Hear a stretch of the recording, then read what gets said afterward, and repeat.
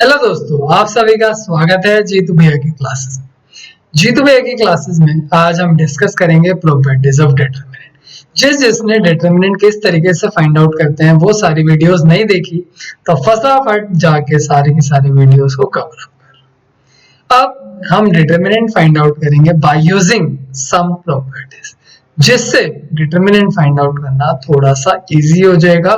और पेपर में क्वेश्चन में लिखा आता है कि फाइंड या prove that determinant is equals to that much value by using properties of determinant. तो प्रॉपर्टीज ऑफ डिटरमिनेंट क्या क्या होती हैं ये आज हम डिस्कस करेंगे।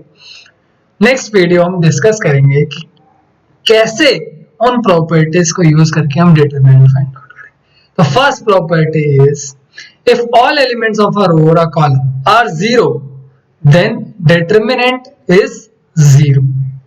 यानी कि किसी भी एक रो या किसी भी एक कॉलम में सारे के सारे एलिमेंट्स अगर जीरो हैं तो उसका डिटरमिनेंट क्या होगा? Zero. Similarly, second property says that if two rows of a column or a row are identical, then their determinant is zero। यानी कि किसी भी रो कॉलम में या किसी भी दो रोज या किसी भी दो कॉलम्स के एलिमेंट्स एकदम सेम है तो उसका डिटरमिनेंट क्या हो जाएगा? जीरो। जैसे यहाँ पे दिख रहा है आपको first row and second row. First row में A B C, second row में ए बी सी, तो दोनों के दोनों रोज के कॉरस्पॉन्डिंग एलिमेंट्स क्या है? सेम है।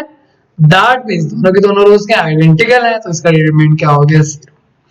Third property, determinant of matrix is same as determinant of transpose of that matrix।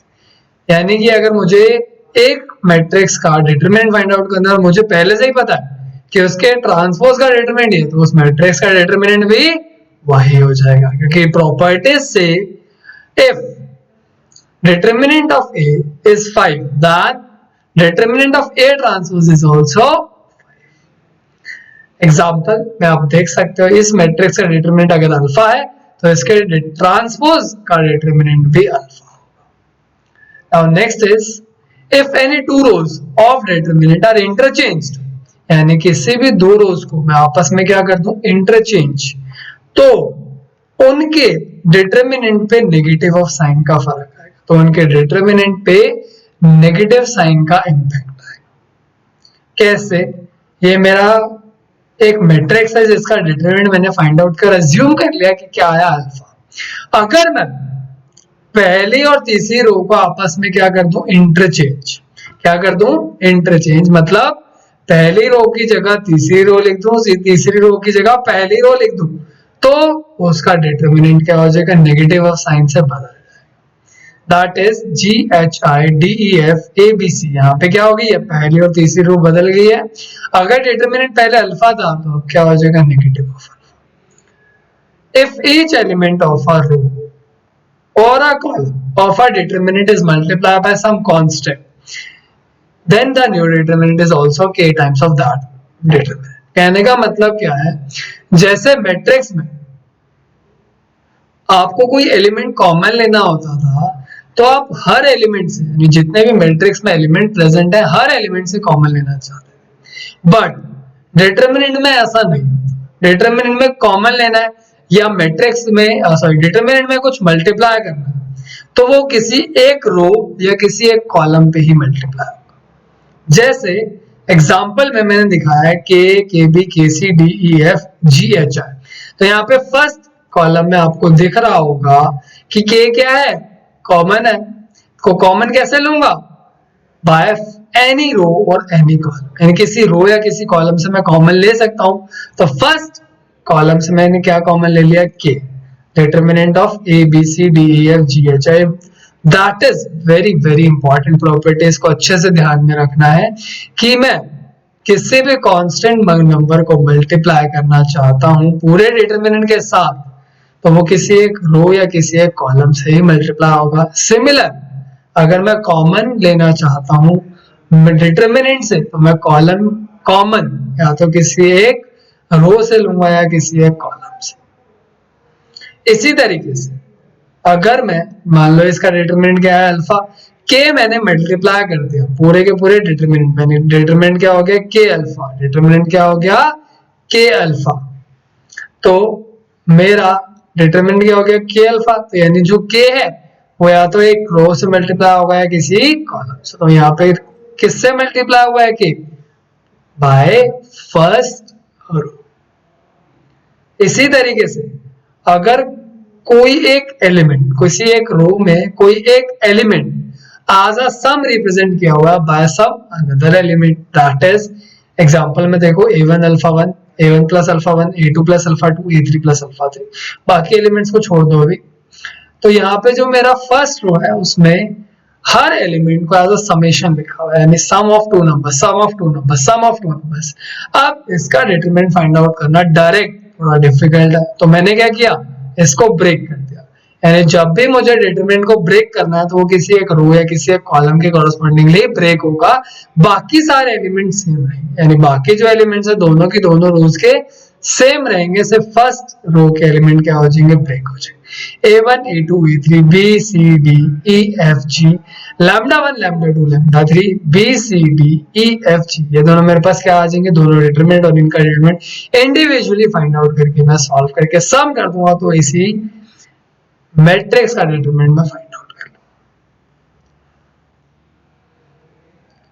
Now that is most important property of that is says that अगर मुझे डिटरमिनेंट फाइंड आउट करने के लिए किन्हीं दो रोज, किन्हीं तीनों रोज को ऐड अप करना है किसी एक रो में, तो मैं कर सकता हूँ। किन्हीं तीनों कॉलम्स को ऐड करना है तो भी मैं कर सकता हूँ।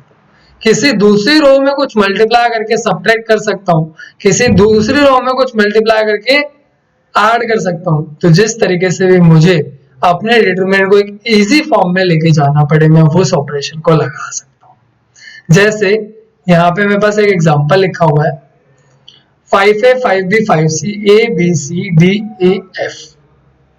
नाउ मैं चाहूं तो क्या कर सकता हूं, पहली रो को दूसरी रो से सब्ट्रैक्ट कर सकता हूं by multiplying 5 with second row, यानी ऑपरेशन लगा लूं अगर R1 माइनस 5R2, तो क्या बन जाएगा 0 0 0 A B C D E F। तो इसका डिटरमिनेंट क्या हो जाएगा 0। ठीक, अब हम सब सोच रहे होंगे कि मुझे ये करने की नीड क्या थी। यहाँ पे तो मैं बहुत सारे और तरीके से कर सकता था, यानी 5 मल्टीप्लाई कर लूं सेकेंड रो में, तो फर्स्ट एंड सेकेंड रो क्या बन जाएंगी, आइडेंटिकल सेम हो जाएंगे, तब भी डिटरमिनेंट क्या हो जाएगा 0। तो किसी भी तरीके से आप कर सकते हो, ये तो मैंने जस्ट एक एग्जांपल कंसीडर किया कि इस प्रॉपर्टी को कैसे लगाना। वैसे मैट्रिक्स में हम ये वाली प्रॉपर्टी को बहुत बार यूज कर चुके हैं to convert a matrix into simple form. इसी तरीके से डिटरमिनेंट फाइंड आउट करने के लिए अगर मैं डिटरमिनेंट को एक इजी और सिंपल फॉर्म में लेके जाना चाहता हूं, तो मैं इस तरीके से फाइंड आउट कर सकता हूं बाय अप्लाइंग ri प्लस के rj। और जरूरी नहीं है कि ये सिर्फ और सिर्फ दो कॉलम्स में या दो रोज में लगानी है, मैं चाहूं तो तीनों की तीनों रोज को ऐड अप करके फर्स्ट रो में लिख सकता हूँ, चाहूं तो तीनों के तीनों कॉलम्स को ऐड करके फर्स्ट कॉलम पे लिख सकता हूँ। यानी कि अगर मैं चाहता तो यहाँ पे तीनों के तीनों कॉलम्स को ऐड करके, तीनों के तीनों कॉलम्स को ऐड करके क्या बना सकता था, 5 times of a plus b plus c, और बाकी में यहाँ पे क्या बन जाता है a plus b plus c, यहाँ पे d plus e f e d plus e plus f, बाकी दोनों के दोनों कॉलम्स एज इट इज, तब भी मैं डिटरमिनेंट फाइंड आउट कर सकता हूँ। इसी तरीके से बाकी प्रॉपर्टीज, छोटी छोटी प्रॉपर्टीज बची हुई है, फटाफट डिस्कस कर लेते हैं। अगर कोई मैट्रिक्स मेरे पास डायगोनल मैट्रिक्स है तो उसका डिटरमिनेंट क्या होगा, प्रोडक्ट ऑफ डायगोनल एलिमेंट्स। अगर कोई मैट्रिक्स मेरे पास ट्रायंगुलर मैट्रिक्स है, triangular matrix are upper triangular और मे बी लोअर ट्रायंगुलर, तब भी उसका डिटरमिनेंट क्या होगा, प्रोडक्ट ऑफ डायगोनल एलिमेंट्स। यानी कि प्रॉपर्टीज लगा के मैं उनको एक सिंपल फॉर्म में लाना चाहता हूँ, या तो दो रोज को आइडेंटिकल करता है, दो कॉलम्स को आइडेंटिकल कर दो जिससे उसका डिटरमिनेंट क्या हो जाए 0, या फिर उसको प्रॉपर्टीज लगा के ही एंड तक सॉल्व करना है, तो क्या करो, उसको या तो डायगोनल मैट्रिक्स में कन्वर्ट कर दो या फिर अपर ट्रायंगुलर मैट्रिक्स में या लोअर ट्रायंगुलर मैट्रिक्स मैक्सिमम, जिससे उनका जो डिटरमिनेंट है वो क्या हो जाए, प्रोडक्ट ऑफ डायगोनल, यानी मुझे एक्सपांड करने की नीड ही ना हो। अगर एक्सपांड करने की नीड बढ़े भी तो भी प्रॉपर्टीज लगा के किसी एक रो या किसी एक कॉलम में maximum number of zero elements बना लो ताकि उनका एक्सपेंशन भी इजी हो जाए। तो किसी भी तरीके से हम प्रॉपर्टीज लगा के उस डिटरमिनेंट को इजी बनाएंगे, ये हम सीखेंगे नेक्स्ट वीडियो में कि किस तरीके से हम इजी बनाएंगे। ठीक है, तब तक के लिए देखते रहिए जीतू भैया की क्लासेस। Thanks a lot.